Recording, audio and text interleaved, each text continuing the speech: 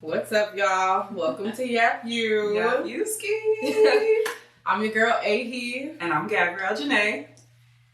All right. Let's get into it. Episode 1. Episode 1. Wow. What y'all don't know is that this is literally years in the making. For sure. 10 years now? 12? Infinity and beyond. Yeah. It's been a whole decade that this has been coming. So tap in. You don't want to miss it. For sure. What are we talking about today? Okay. Gabriella Zuniga and Shannon Sharpe. Okay. Oh, Lord. Yeah. I have thoughts. I just feel like, and I don't even know too much about Shannon Sharpe when it comes to like his accolades and things like that. Obviously, he's ex-NFL, multi-millionaire. He has his, what is it called? What is his podcast called? I can't remember. I have no and idea. I watch it all the time. I have no idea.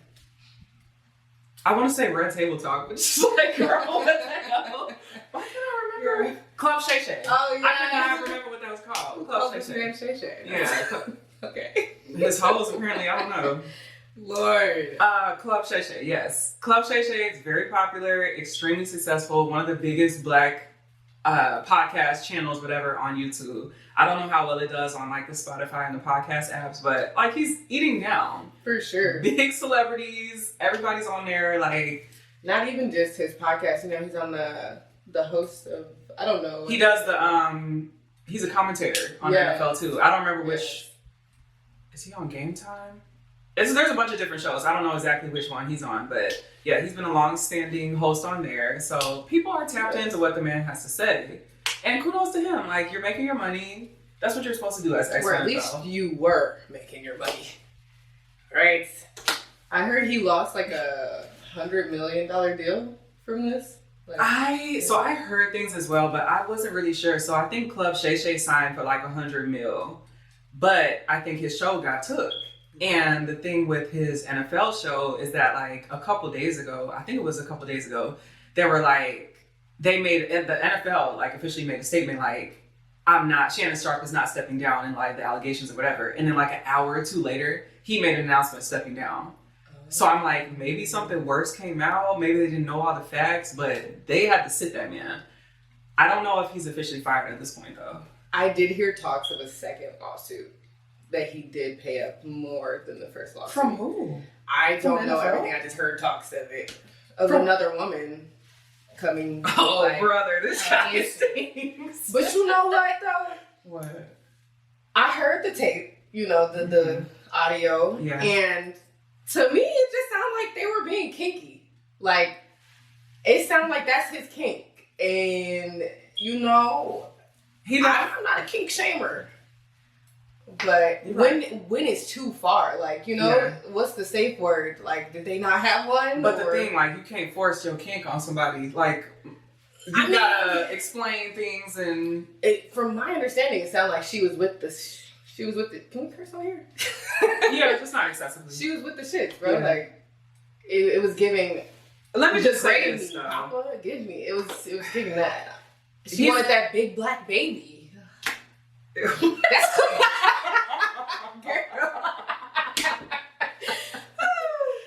He, like, it's giving freaky frog. Like, it's very freaky frog, freaky old man, freaky ass nigga, he was 69. God. And it's like, that's okay when it's consensual for everybody. Right. But the thing is, did she consent? Did she not? We don't really know. I guess she's saying that she didn't in the lawsuit and in, like, the paperwork or whatever.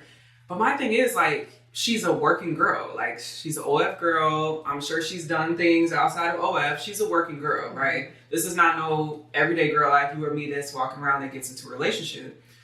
When you're a working girl, you have to approach relationships a little bit differently. Mm-hmm. It's like, unless you don't want to be a working girl and you just want to have a romantic relationship, okay, that's the boundary. But if you're working and you're getting paid, you know what I mean? Like, there might be some things that are a bit different.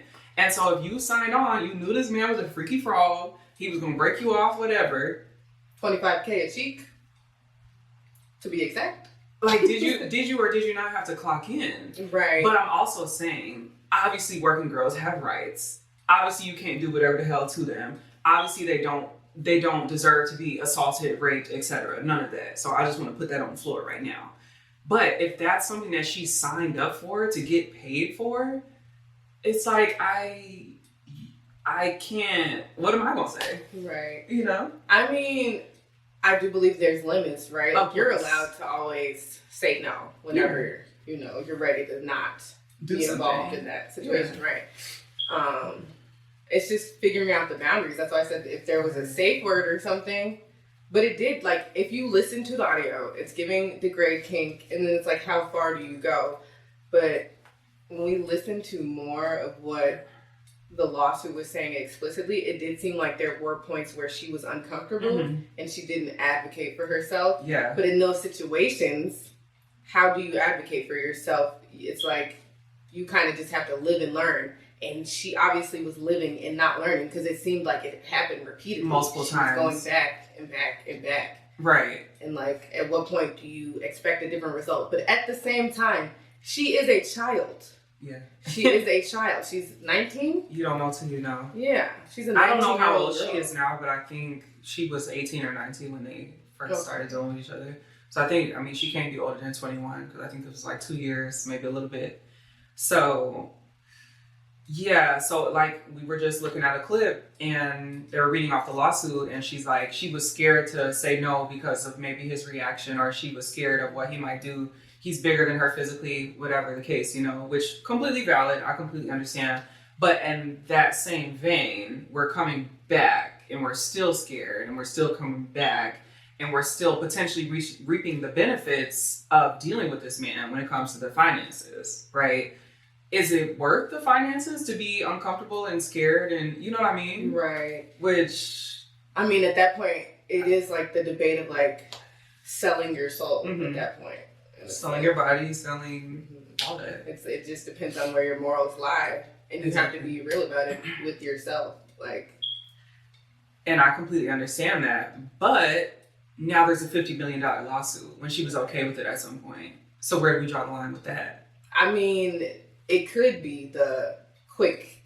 what did he say, money grab? It could be, the quick on his money statement grab. Yeah, for sure. For sure, it could be that. $50 million is a lot more than $25K per cheek a time. You know how many times you're going to have to do it. And if she was explicitly expressing concerns about his fidelity and all of this, it seems like there could have been jealousy. An actual relationship forming. Yeah. But I don't know if you saw that, but he offered her $10 million to keep quiet. So I'm like, obviously you're guilty of something. He probably ain't want us to know about his sex life. That nobody look like a freaky frog. He's freaked out for sure, bruh. Nobody wants to have so damn tight. Sexual history online. It don't matter if you got one body or but even with men, maybe because he's an older man. He's a prominent figure and he's an athlete. That's a different type of and the NFL don't let you do shit like the NBA be letting you do. For sure. They be like, and you're fired. Because what do you want? Okay. What are you doing? For sure. But I don't know. I'm not into victim blaming or whatever. I really don't have an opinion on who's lying, who's telling the truth. Because it sounds like nobody's lying. They did something and she was scared. And, whatever the case. But it's like, did you or did you not do that to yourself to a degree? But then now you're trying to collect on the back end? Right. I don't know if that's right, especially because it seems like he was paying her regularly while things were this was a job. So that's where I was saying with the whole, there were talks of fidelity, and she is young, and when you are young, you do have this romantic idea of falling in love with someone that's gonna sweep you off your feet and be like Captain Save-A-Ho type shit. But as a working girl, you think? Too? Yeah, yeah, why not? I cannot imagine and that. then with this generation, that's normal for them to do OnlyFans. In my mind, I don't know. Yeah. It seems like every young 18-year-old Instagram model is an OnlyFans model. There's actually someone on reaction video, YouTuber, and he pulls up the people from the Pop the Balloon, and they're all OnlyFans models. Mediocre versus Horizon Reviews. MTR. I don't know. I watch somebody that does that. I don't know, but they're all. As he watches it, but they're all OnlyFans models. Yeah, they do. Majority of them. I'm damn. Am I the only one? Am I the only one not making money from this? Girl, that's... Get it how you get it, you feel me? But at the same time, shit does come with that, and you have to bear the weight that comes with that. But like I said, you can be a working woman and still expect love. It's strippers that have boyfriends and shit that's all the time. That is true. I just cannot imagine, because I'm like, if I was having sexual relations and like relationship dates and stuff for a fee, how do I differentiate between like someone that's not paying me? Like, you know what I mean? Right. I think that's so hard, and it's kind of messed up, because it's like, and you know what? Going into dating for a little tangent, I think that's one of the biggest problems with the dating world today, is that women are approaching these men like working women, but they also want love too. And it's like, you don't love the girl that you pay for. You just pay for her and be done with her, right? Mm-hmm. But it's like, the average girl on IG models, whatever, even if they're a working girl or not, they're still approaching men that way. They're still approaching, pay up, you have to pay to play, da da da. Right. And it's like, that's not really gonna work out, because there's gonna be no love attached there. There's no respect attached there. It's literally a transactional situation. Exactly. And that's, I think, where what's her name? Gabriella Zuniga got confused. Like, you think he's going to treat you with love and respect? Yes, and that's what I was saying about the younger generation. Yeah. It's normal for them to expect these things. And I don't know, why it shifted that way. Everyone says, like, female rap groups and stuff like that. But it is a problem. It is a problem. Because I agree, where do you differentiate? Where is there a line drawn? And when, as a man, when you approach a woman, what the hell do you do? They're leading with money, and if they don't have it, then... And which is why the women are like, fuck you, pay me. Exactly. And then it's a whole... How do we get out of that? How do we get out of that? You just have to teach the kids guidance at a young age and understand, like, teaching them to understand that they should value themselves, and the person that they're attaching themselves to should also value themselves. Yeah. How do you feel about when men ask, like, what do you bring to the table? Oh, brother, this guy stinks. No. Listen. I'm a bit old-fashioned. Like, I'm an old-fashioned girl, because I want to be taken care of. Like, hello? I'm a lady. I don't want to struggle. The hell, So I just feel like men and women do have roles, and it doesn't have to be the traditional role of whatever typically, historically, men and women do, but it has to be agreed upon. It has to be a clear boundary, a clear guideline of your role and my role. Some things may overlap, whatever the case. So in the situation, what do you bring to the table? If you're not bringing to the table the things that he needs in a relationship, then you don't bring nothing. Right. Like, you don't bring anything. Right. If so, just be yourself. The things that you want to do in a relationship. If you believe that women should stay in the kitchen and cook and clean or whatever, and let the man take care of everything else, say that. And if he appreciates that, and he's like, hey, amazing, I can take care of everything else, you just keep my house clean and my belly fed, cool, what's the problem, I hate the conversation, 50-50, all this, all that, what do you bring, what should a woman do, what should a man do? Come as you are.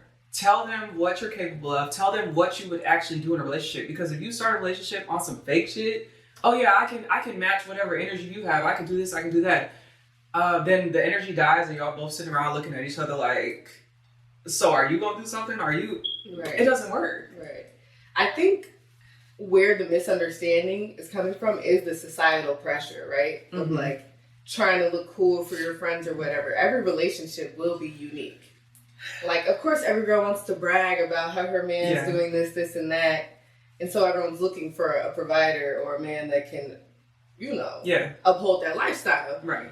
But when it comes to men, they already feel pressure with, like, they feel like they don't have value unless they have money. Yeah, for sure. Like, they feel like they are not human until they have a certain level of money and structure in their lives. And to the point where, like, they feel like they can't even date or even, approach a woman. Because women now are like, fuck you, pay me. Yeah. So if you only got $10 for our date, but you can go get ice cream and talk, take a walk. You can literally go to all the free events. We live in Chicago. There's so much free events. Like, you brought up transactions. I feel like everyone's trying to see how much they can get out of the relationship with also seeing how little they can put into it. Like, no one's genuinely like, okay, let's give it our all, both of us. And because like, we have all become working girls. Like, we're trying to be like, okay, I give head for $20. And now it's like, okay, I cook dinner and have kids for a salary of X amount. Right. It's very There's like... no love. It's very like... Fuck you, pay me. Like, which is crazy. I don't want to live like that. I don't either. I don't like that. I don't either. I'm a lover girl. Like, I'm a sweet girl. Like, yes, things have to be done. Like, doy. You know.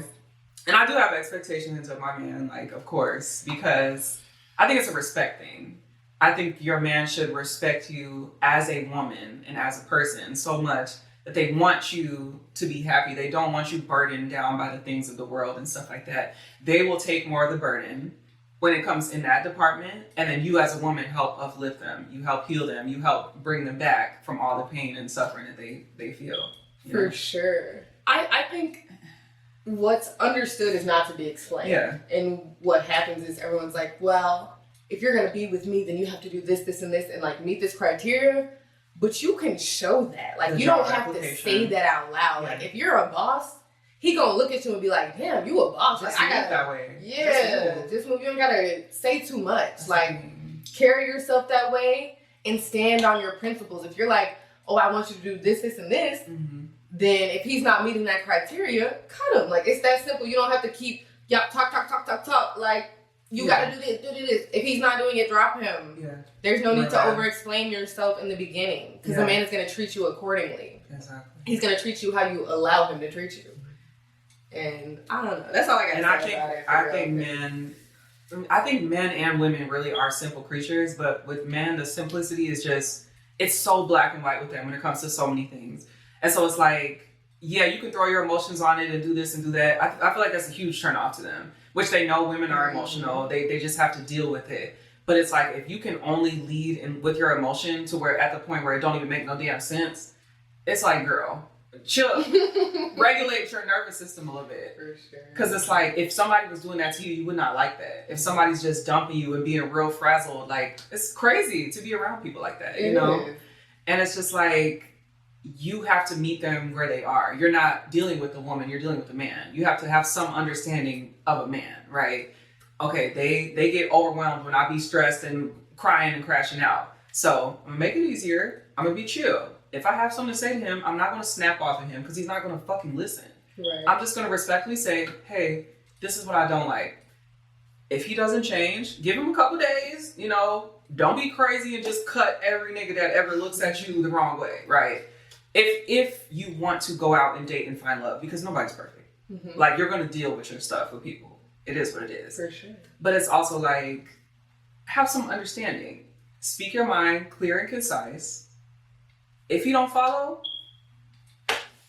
it was what it was. Yeah. But you do have to approach the situation, I feel like, in a certain way. Because we're not little girls anymore. We're women. And then within approaching it in a calm manner, that comes the aspect of respect. Men don't look for love. They look for respect. Exactly. That is how you show them that you love them. When you submit to them and let them lead, and you respect their decisions, and you listen to their sound logic. Like, men are very logical. Yeah. These are things I've learned throughout relationships. Like, you know what I mean? Like, they be logical, but they don't be right all the time with their logic. For sure. But I be like, because it's very black and white for them. They don't care about the gray. No gray area. I'm like, sir, do you not see this 50 Shades of Gray right here? Like, there's a whole lane right in the middle, and they go around it every time. Very solution based. Yeah. But that's what you do. Which is not a bad thing. Yeah. I had to figure that out because I feel like I was trying to vent to someone, and they kept giving me solutions, and I'm like, I don't want you to fix my problems right now. I just want you to hear me. I just want to talk. Yeah. I just want to. But men, when they love you, that's how they show that they love you. They're like, yeah. Okay. For sure. I'm with it. Yes. Like, which is like, go off, but cool. Not all the time. Like, sometimes we can relax, and then it turns into they think you're over emotional because you're venting. But it's like sometimes you just need to let that out. But I'm like, I'm gonna just leave that to my homegirls. I don't need to talk to you about it. Yeah. You just have to find solutions. Like, a relationship is compromise. And I think everyone wants to show up as they are and not change at all. But like when you become one with someone, that's what you have to do. Yeah, absolutely. Like, really commit to it. And everyone's scared to commit, and that's understandable. But like you really need to look at yourself and say, am I ready to compromise with this person and join into one union? Yeah.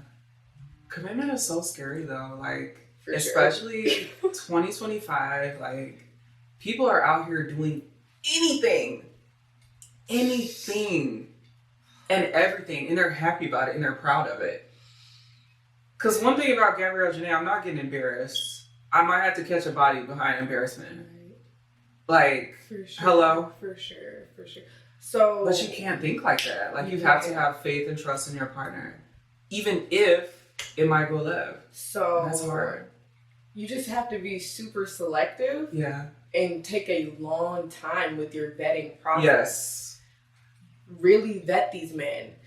I understand it's fun to be, excited and eager to fall in love and, but you really have to stay level-headed and look at this person and say, is this person right for me? Even if you want them to be. Because the person that God has for you is not always the person you want it to be. Yeah. That cupcake phase, trust me, getting in a relationship from the cupcake phase will get you fucked up every time. Sure. Have your cupcake, eat that bitch, love it, have fun. Still, let's be exclusive. Let's go on some more dates. Let's start combining small things in our lives and see how we like that. The moving in together through the cupcake phase and all that, like, and if they're gonna change. If you know that you cannot handle being intimate with this person and also keeping a clear head, don't do it. Then have the self-control. Do not open your legs, my love. Okay? Do not do it, because it's just going to bring chaos and confusion into both of y'all's lives. And then on top of that, if you do decide that you don't want to be together, then you guys are going to be stuck, attached with this soul tie. Sexual exchange. Not understanding why you can't leave him alone, why he can't leave you alone, and y'all aren't meant to be together. Yeah. Like, it's so his hard. DNA is literally inside your body, Yes. Queen. King, don't be You'll spreading be your thinking about DNA. him on a random Thursday 5 years later. Literally in your dreams, flashbacks, everything. Okay. Like, leave that man alone, girl. Keep that cookie in the box. For sure. Keep that cookie in the box. Sure. It's not worth it. Unless, at least until you feel a little more sure. Like, you do not feel pressured to give it away right away, I think, like, when it comes to that, yes, be sure of your feelings, but you need to be sure of their feelings. You need to have them spell it out. Or, however they typically express it, whatever, but there should be no wondering when it comes to that. Like, this is what I need some type of reassurance about what's going on here. And if they're weird about it, they don't want to say it, they're acting cagey about it, that's not the person for you. I almost would argue that if you have to ask, that is the answer. Yeah. That's the sign. If you're confused, that's the sign. Like, right. Men are very simple. You will not be confused. They will let you know if they Black want you. and white. Yeah. So when things start getting gray with a man, it's like, wait a minute. That's the red flag. You're scheming. Like, wait a minute. The gray is the red. Yeah. The grandmother was the baby. Okay. Okay. Lord. The gray is the red. Okay. I promise you they will let you know if they want you. Yeah. And they're so direct most of the time. And that doesn't always mean like an aggressive directness, but it's like, it's clear, concise. And that doesn't even mean like asking what are we? Because what are we is kind of a stupid question to me. I don't know. But how do you feel about me? Let's try that. Right. And if they say, oh, we kicking it. Yeah, that's not enough for me, sweetie. I do want to do more than kick it. So if you don't want that, that's perfectly fine. But I'm going to go find somebody that wants to probably do a little more than kick it. Because kicking it is not going to get you a life with me. Like, you don't deserve a life with me for kicking it. Let's value ourselves a bit more. There's definitely a way to go about seeing if you guys are on the same level. Yeah. And like equally yoked. Yeah. And that can mean a lot of different things equally yoked. Like, mentally on the same wave. Like, are you ready to take it to the next level? Do you have the same morals and principles? Like, is there a clear base of communication? Like, communication, respect, loyalty, these are the basics of a relationship. And like, the fundamentals of it. I feel like no one gives a shit about that these days. No one cares. Especially loyalty. I'm like, what is happening? And it's like, why are we even together if You know, like, I feel like... Like, we could just be homies. That's what I'm saying. You want to kick it? We can kick it all day. But why are you trying to get me to intertwine my life with you and you're doing whatever? And that's another thing I was saying about making sure you take your time with the vetting process. Because, again, you'll find yourself being intimate with someone who's supposed to be your friend. Yeah. Or they were supposed to be your business partner. Yeah. Or they were supposed to just be your homegirl's man. Like, you realize later on, like, damn, he would have been perfect for my girl. And like it's too late because you're sleeping with all your homies. You already dipped your chip. Okay. you already dipped your chip. Like, don't be double dipping. Yeah. And then you gotta cut them off, even though they could have been a good asset to your life in a different position. Like, let people play their role. You don't have to try to fit a square peg into a round hole. Like, if you like this guy and you enjoy spending time, but it's just not quite there, just leave it there. You know? Just leave it there. Like, what's wrong with that? I don't think you waste somebody's time, or, you know, guys pay for dates, so they be mad when they pay for dates and nothing happens or whatever. Which, not to really say that, like, they just expect you to crack on the first night. But, you know, if you're dating a girl and then if they just cut you off or whatever, like, I can understand that would be disappointing. Yeah. Because they spend $100 every day, you know. Right. And that's money. Like, they're working to date you. Exactly. So, I do understand in that aspect. But it's like, as a woman, lay it out that you're casually dating. Mm-hmm. Like, hey, I'm dating multiple people, or I'm only dating you, but, you know, I just want to see what's going on. Yeah, like, stay transparent. Yeah. But at the same time, a date is just to get to know someone, you know, and if it's not working out, you just got to be real with it up front. Yeah, I agree. Yeah. It's a lot to navigate, though, especially, like, you don't know how people feel, and people be weird about how they feel. They don't want to tell you, and then it's like, you flying blind every time. You're going off trust that hasn't even developed. It's like, you're just outside. You are outside. You're exposed. Mm-hmm. So that's why you got to be on your tens with how you feel. Right. Get really in tune with yourself. Yeah. And find your boundaries. That's a big one. If you don't know your boundaries, you're not going to know your red flags. Like, you're not going to know what to look out for. At all. And I think that comes with time, that comes with age, because that comes with coming in and out of relationships too, because you start to deal with certain things and you're like, no. For sure. Not doing that. But I also think, like, there has to be a baseline. There has to be a baseline. You can't get with a man because you want a man. Like, that's just not going to work. That's something you can absolutely want, and I want you to want that, because knowing that you want love is so important, because you know why you're going out and doing these things.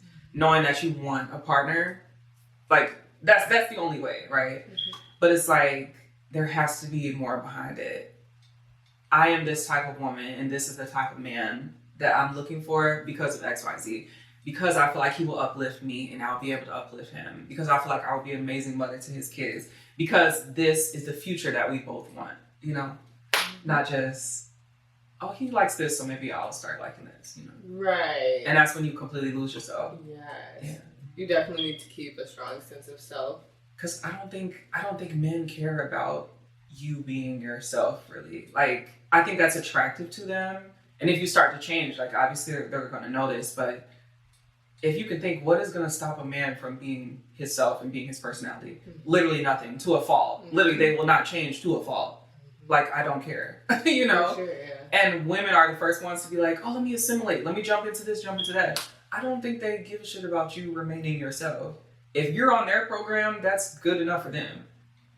I mean, I think media pushes us to romanticize, like, submitting in that way, where it seems like we are losing ourselves. And it's like, what can I do for a man? How can I make him fit into my life better? And, like, you know, when you're falling in love and stuff, you want to find things that you both can do together.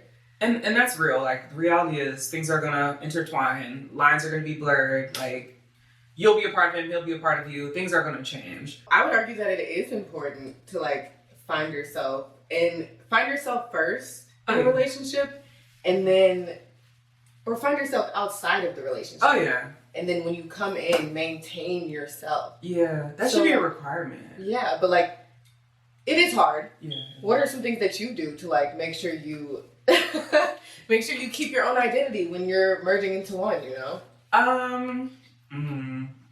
Therapy. That's a big one. No, like, For so, sure. as you know, you're a nephew. I had a child. That really causes you to like mentally decline, like a lot. Because, I mean, obviously like the hormones and stuff like that, the chemical side of it, but the mental and emotional strain of pregnancy and all the changes, like it is a lot. And it affected me way more than I ever thought. And I changed completely, like down to the bone, like completely as a person. And I didn't really realize it because I feel like I still had like my same thoughts, you know, like I still felt like I was thinking like myself, but I wasn't acting like myself, you know? So intensive therapy, reading books, consuming like spiritual content and like motivational content has really made me realize that like, yo, you were in a pit for a little minute. Like you were surviving, you were handling business, which is great. Kudos to you. But you need to go back to focusing on you because it's not going to work otherwise. And things were crumbling and I'm wondering why. And it's like, girl, who are you? You know? And so it's very important. I think I've always been like a headstrong type of person, right?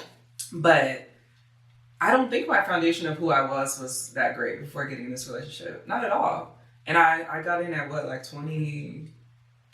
Young, for sure. Yeah, so that's pretty young. I mean, I had like one serious-ish relationship before that. And even then, that was in high school. You don't know who you are in high school. You don't know shit. And we think we know, but we don't. Yeah. I mean, like, I remember asking you when you were pregnant and throughout the pregnancy, like, do you feel the same? Like, the hormones and everything. And you were like, yeah, I feel the same. Like, you would say you felt the same, but I also, I'm going to cry. I would see you and I'm like, but you right, you were not acting I was not the the same at all. But mentally, we were having a conversation. Yeah, I'm like saying the same type of words. And it just wasn't, there was nothing behind it. But the thing is, I never felt like I was being inauthentic. I literally had like a horrible crash out. Like when he was maybe like 1. And that's when I realized like something's wrong with you. Like you're having severe postpartum depression because it was just insane. It was like insanity. I wasn't even thinking, like I just crashed out real bad. And that was the only time that I felt anything like different, you know? So I got into therapy that day, like literally that day. And she's like, yeah, like we need to talk about some things because the things that you're describing that you've been feeling this entire time, it seems like they just came to a head. And so that's the only reason I felt like or found out that I had postpartum depression. And he was already 1, right? You know? So you just keep going. You just keep working. You just keep taking care of the baby. You keep being in a relationship. You just keep going. Until you can't. Until you can't. Like something literally has to sit me the fuck down. And it did. So what was the first thing that you did where you were like, okay, I'm going to do this for myself and no one else, not the baby, not your husband, not for the betterment of the family. You're like, this is for Gabby. I think I would say therapy, but I don't think I would be 100% honest. I think, therapy, yeah, because I knew like something was wrong, but more like after you had the conversation with the therapist. Oh, when it started, yeah. Okay, I think working out and getting in the gym. The gym is my therapy. The gym is my therapy, real bad. I did not have any concept of how much I had like let my body and like personal care go, because obviously you're taking care of yourself and you're not like gaining 100 pounds, but it's like you're not helping yourself, you know, you're hurting yourself. I was sitting all day. I have a sedentary job. I have a sedentary lifestyle. You know, if you're not up and doing things, like all of that weight and even all the trauma and stuff that you carry every day, you're not releasing it. You're literally just laying in it every night when you go to sleep. And so when I started approaching it that way, like I need to get in the gym. And I love working out. I always have, but I could never be consistent because things like always came up. But in reality, you can't do that. You literally have to drop everything and go to the damn gym. And that was my self-care. It didn't matter what was going on. If I was on schedule to go to the gym that day, I treated it like clocking into work. I have to go to the gym at this time. Don't call me. Don't say shit to me. I'm going to the gym. Right. And it would just release so much for me. Right. I think a big part of finding yourself is figuring out what makes you feel centered and grounded. And for you, it seems like going to the gym was that first thing that you noticed.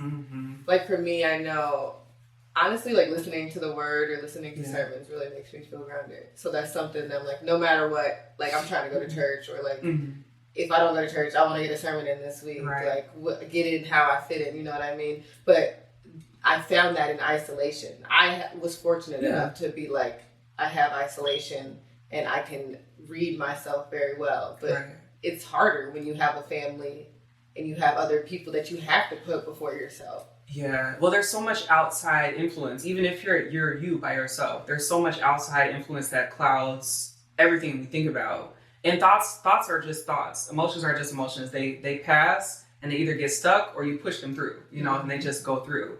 And so it's like you're living your life, you have your own thoughts, and then you put on all the thoughts and emotions of everything happening around you, other people's thoughts and emotions that you're dealing with, situations and things like that. Like, it's a lot. It is. And so if you're not, like you said, grounded in something that keeps you clear, it can bring you back home when you're stressed or whatever the case, you get lost in that. And I know people right now that are lost in that.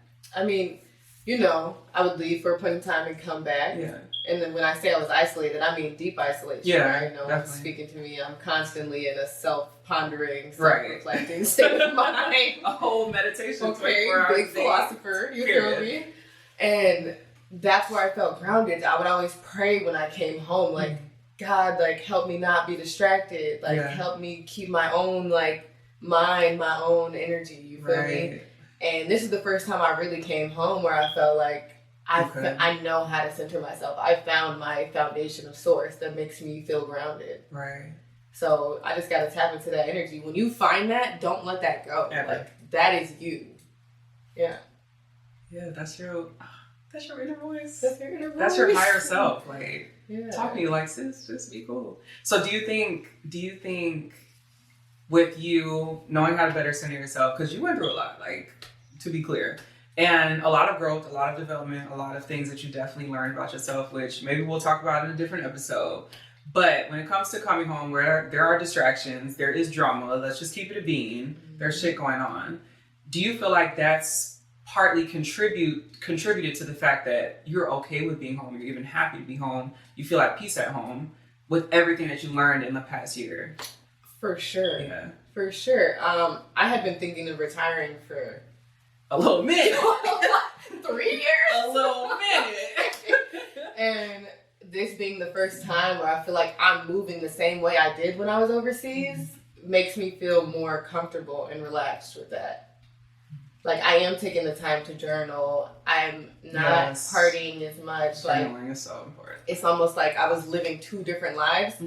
And I felt like I had to cut the old me out all the way. And people that knew me from my past it wasn't that they wouldn't let me change, but there was so much change that I almost felt like, okay, well, I don't need to change then. Like, I can just, you know, go with the flow and let them think what they think and fit in how I usually fit into their lives.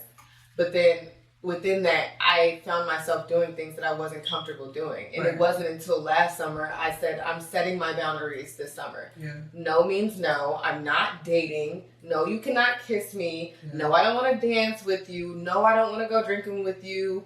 I mean, there's so much. We'll talk about it later, y'all, but there's so much that goes into that. 3 whole episodes. You have to find who you are truly, figure out your boundaries, your principles, your morals, and stand on that. Right.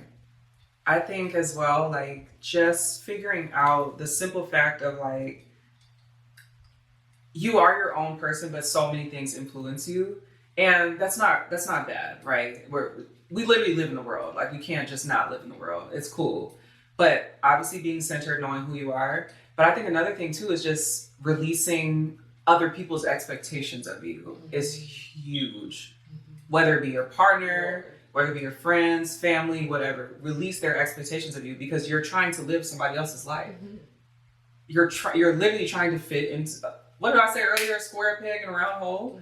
But it's you, and it's completely damaging your sense of self. It's damaging your guiding light. It's completely damaging because you're following somebody else's vision. For sure. That's not you. And that's another big thing that I've been facing since I've been home. You know, with retirement comes a career change. And you know, like I say, when you vent, everyone wants to fix your problems. Yeah. So I'm like, oh, you know, I'm not sure what I want to do, and this, and everyone's like, well, I see you doing this, and I see you doing that, and I see you doing this. And not bad ideas. Right, they're not. And I see it too. Yeah. But I know what my passion project is now. Before, if I would have tried to come home sooner, I would have been like, well, maybe I should just try what they're saying. But I have my boundaries now. I know what I expect for work. I know what I can handle. Right. And I'm going to stay true to that. I'm not going to let anyone's words affect my decisions anymore. Yeah. You got to. I think that's part of being an adult, like just learning that fact. And it takes a long time. It really does, especially when you're a child who's not used to being able to express yourself and you don't have a say in your household and stuff like that. Like, that's a big thing, learning to find your voice and stand up for yourself. Yeah. Oh, that's the bell. Oh, y'all, we gotta get up out of here. All right. Like and subscribe for more content. See you next class. Join Yap U.